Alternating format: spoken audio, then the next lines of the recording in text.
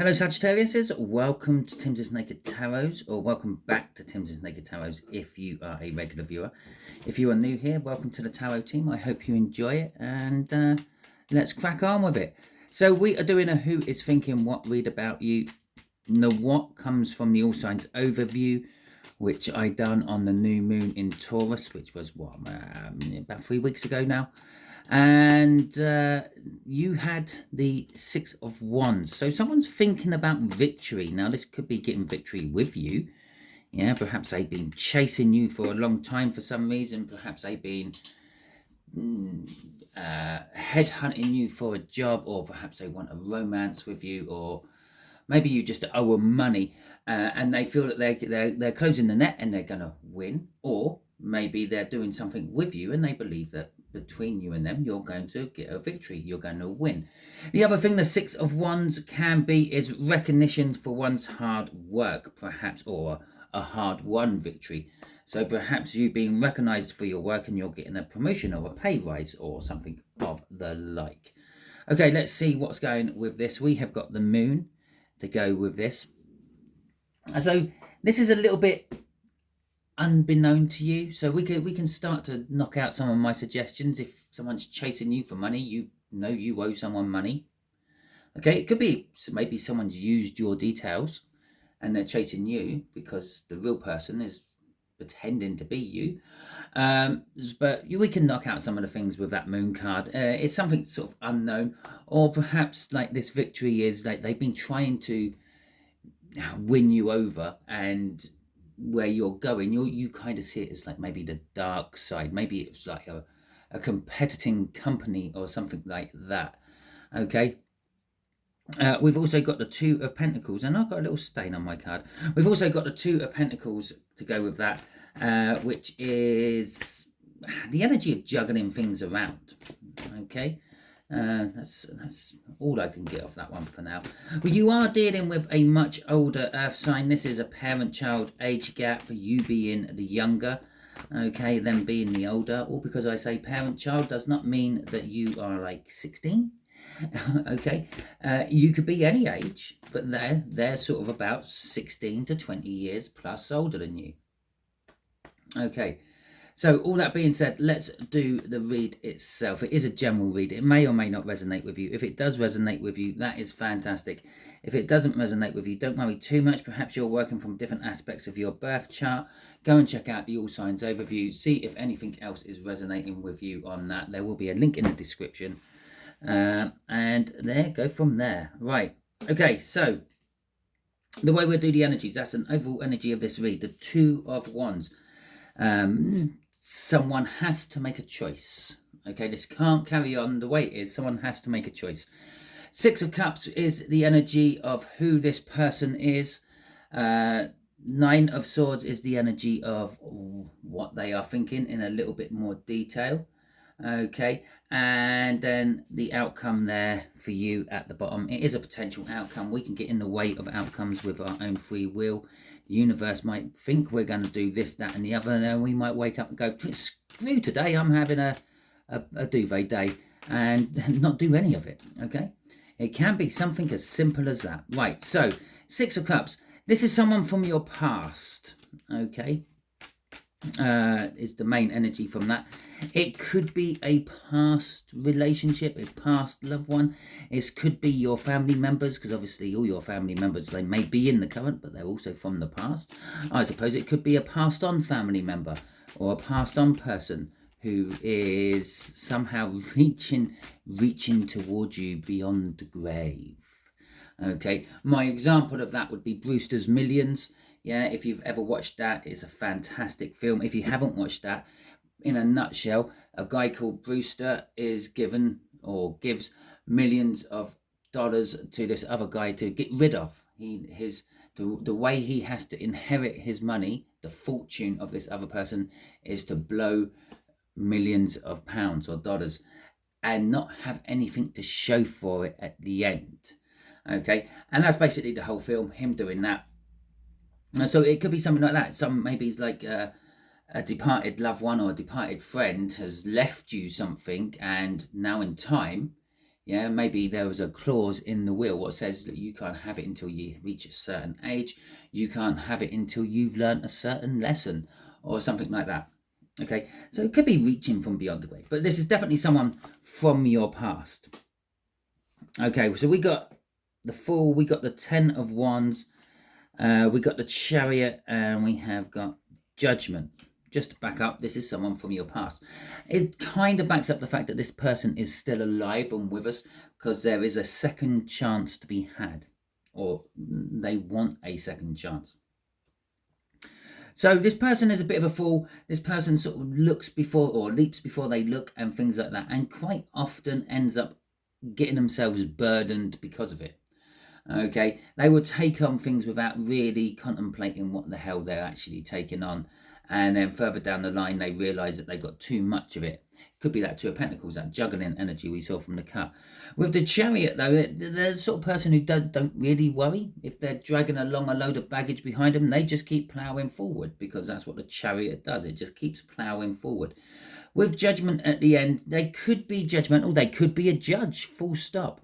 But it's more of an energy of they're coming back to, I don't know, try to put right something that went wrong in their past. Obviously, yes, they may be young and foolish, and well, they're not young, they're older than you, but they may act young and foolish and draw on through life, dragging everything else behind them. But the longer they do that, the more they start to realize that if I can actually somehow cut some of this baggage off, I can get further forward and find more baggage.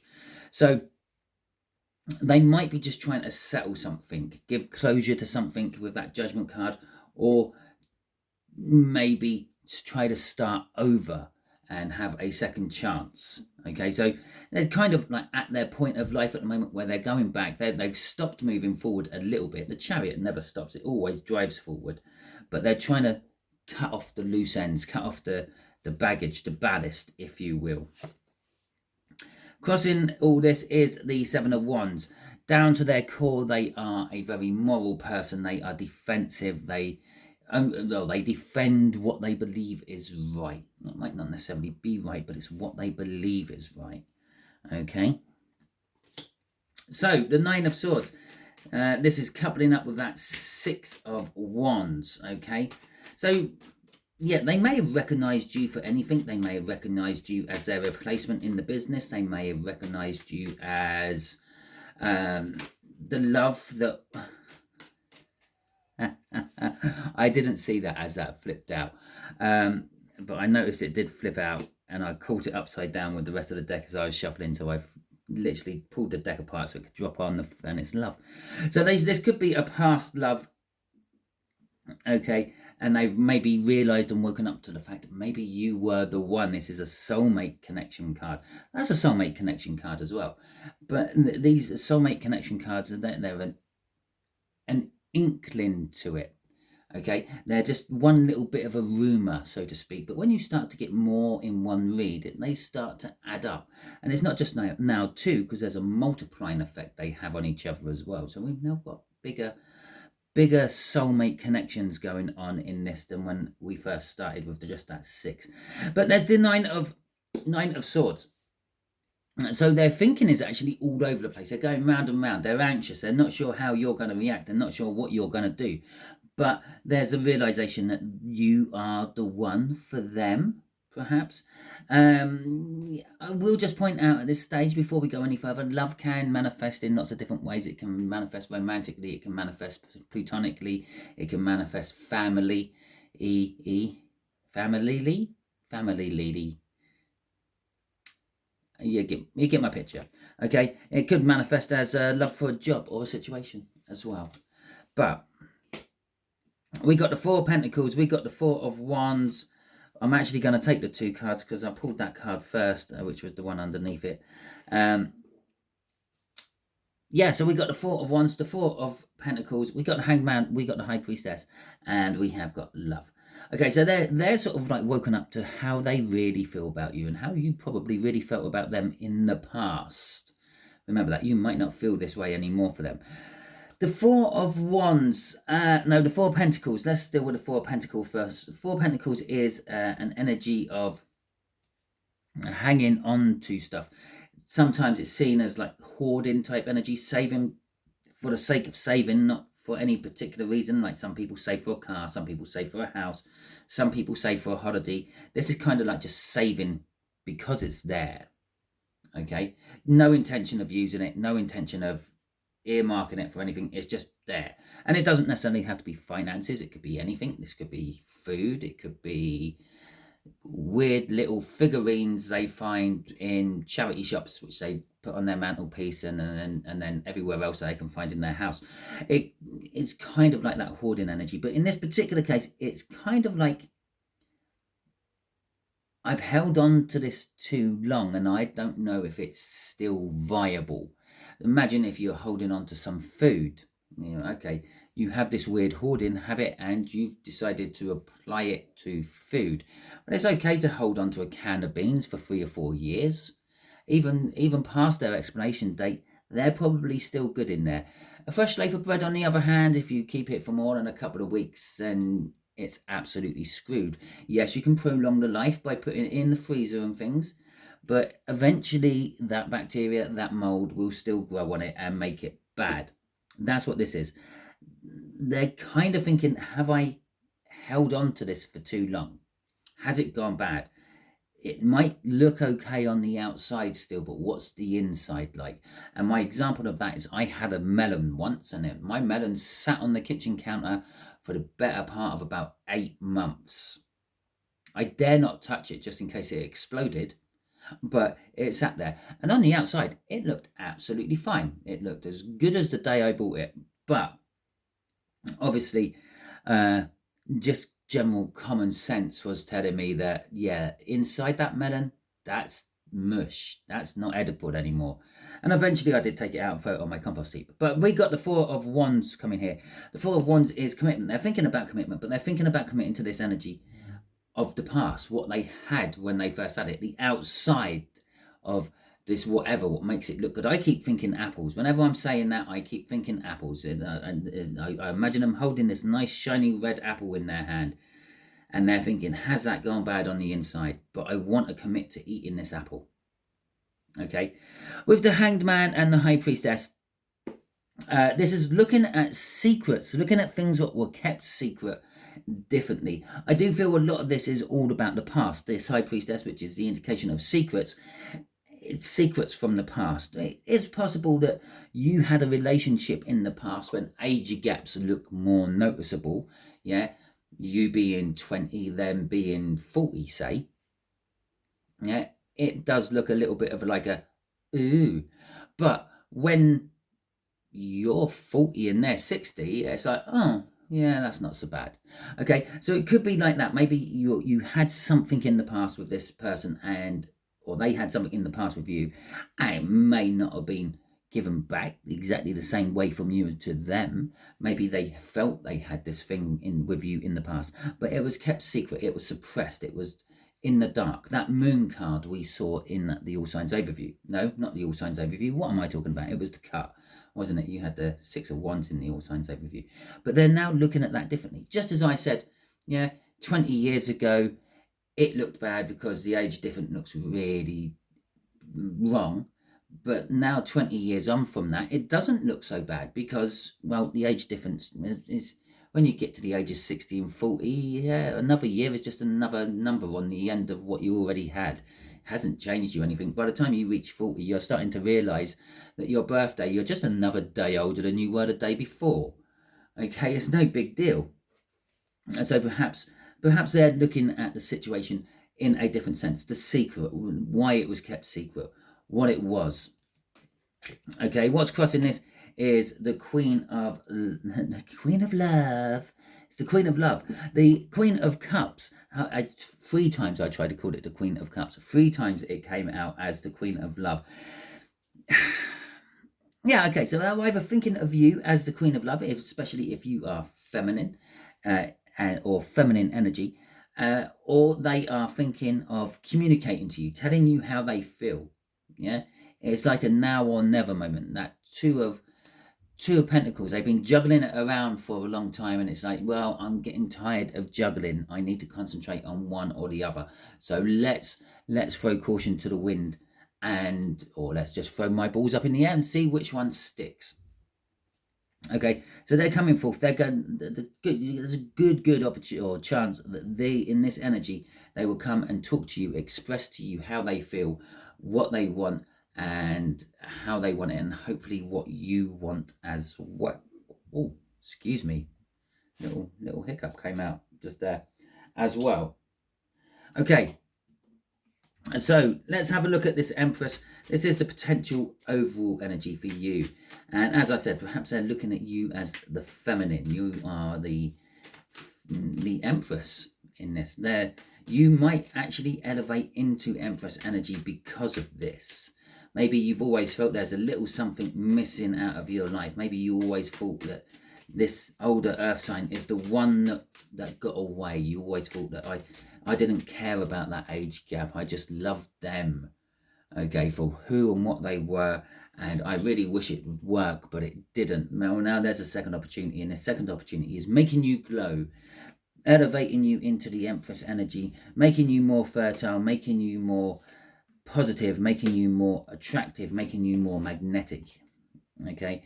Opportunities will start coming out left, right, and center for you, okay? So we got the moon here. We got the 8 of Cups. We have got the 4 of Cups, and we have got the 6 of Swords. Now, I would just like to point out there's quite a lot of 4s in this read. The only 4 we're missing from this read is the 4 of Swords, which is healing, which by its absence is making me think maybe there is something still amiss with you and this earth sign. Maybe there is something what needs to be healed between you. Okay, but barring that, we got the moon. Now this is, again, it's the path unknown. This is the kind of now, like, I can maybe walk down the what if path. What if it never went wrong? What if we stay together? What if we do now end up being together forever for the rest of our lives, however long or short they may be? With the 8 of Cups, it's a movement towards that. Okay, it's a movement towards, it could either be the movement away from the moon, keeping it all left in the dark and coming clean and exposing it, and that'd be the moving towards exposing it. And in the way the tarot works, it moves from the 7 of Cups, which is the confusion and illusion of all the choices you have in front of you, moving through the 8 to the 9, which is your emotional fulfillment, finally picking the right one.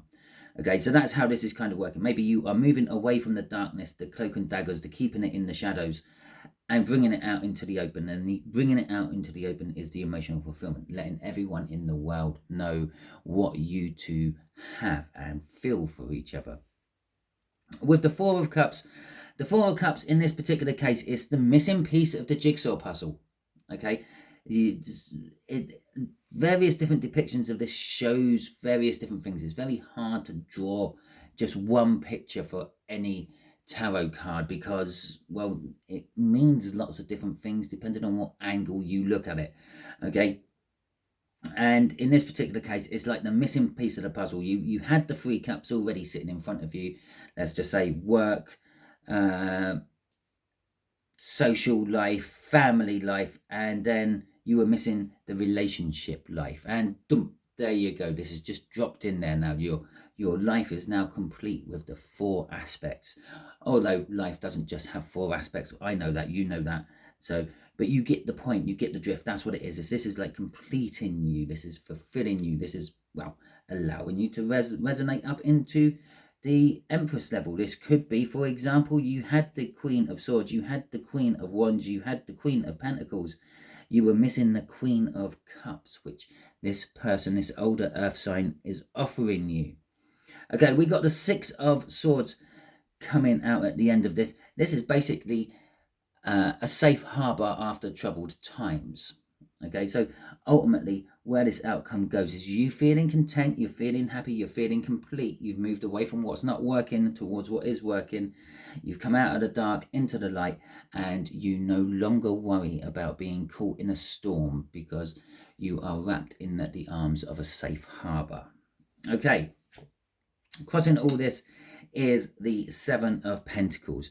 Now, in this particular case, as this crossing card it's going to sort of suggest perhaps this is either a long-term thing, this is just the start of a divine timing passage, or this is a divine timing passage where this started a while ago, this has moved on. I've mentioned 20 years, okay, and things like that. And so it might be like maybe this all started 20 odd years ago and it's now coming to fruition now. And it sort of talks about all that, the Seven of Pentacles. I quite often talk about the Seven of Pentacles as planting seeds. Okay, you plant seeds, nothing happens for the first couple of days / weeks, maybe months, depending on the seed. Yeah. And the ground just sits there and looks exactly the same as when you first put that seed in. And then one day you walk past it and, oh my God, there's some green shit there. Oh, it's started to grow. Yeah. And then weeks pass and leaves appear and the plant gets bigger. And then little buds appear on it and they open up and flowers come out, and then the flowers die off and weeks pass again and there's these little fruits hanging off where these flowers once were, and then weeks pass again and then you pick one and you try one and it's not quite ripe, so you leave the rest of them to go. That's the Seven of Pentacles. Okay, I don't know. I reckon if I sat down and thought of the steps of harvesting, growing and planting vegetables, you probably find there's about 7 steps through it. Okay, from start to finish, included preparing the ground and perhaps preparing the ground or finishing the ground after you've harvested. But anyway, so this is saying this is either a long-term thing which has been happening for a long term and it's now getting to the point where you can enjoy the fruits of your labor, or it's literally you've now planted the seed together and you can enjoy it growing, and then later on the fruits of the labor. Okay, so that is the end of your read. Hopefully it resonates with you. If it does, that is fantastic. Please hit that thumbs up button. Let me know that it resonated with you. You can throw in the comments how and why and what it resonated with, or anything else you want. You could even just throw in there what the weather is like in your neck of the woods at the moment, because, well, I'm a little bit of a weather geek and I like hearing about things like that. Okay, if you didn't like this video for any reason whatsoever, that's fine. You can hit the thumbs down. That's what it's there for. It's the yin to the yang. It's the rough to the smooth. You can also put in a comment for me if you have hit that thumbs down button, though, to let me know what it was you didn't like about the video, and then maybe in future I will be able to take that on board, change things around and make it more satisfying for everyone. Okay, talking about satisfaction for everyone, if you haven't already subscribed to my channel, I suggest that you do so, because by doing so, you'll be adding your energies to the tarot team part. And here we're talking, how's this satisfying? Because then the reads will resonate with you on a more personal level, thus making these reads more satisfying for you. Okay, just there will be a link popping up which will help you subscribe to my channel. Just here will be a link popping up for what YouTube thinks is a video you'll enjoy watching. And just here is going to be a video link to my my Signs on Sunday playlist, which basically I just cover signs and what they can mean and try to interpret them for you. And so you kind of eventually, when I finish it, there will be a big basically list, an encyclopedia of signs and their meanings, and you can refer back to them as much as you like. Okay, or you can sit there and take notes down and make your own little catalogue. Let me know in the comments if you do something like that with my Signs on Sunday. Okay, until the next time you're watching one of my videos, you'll be good out there.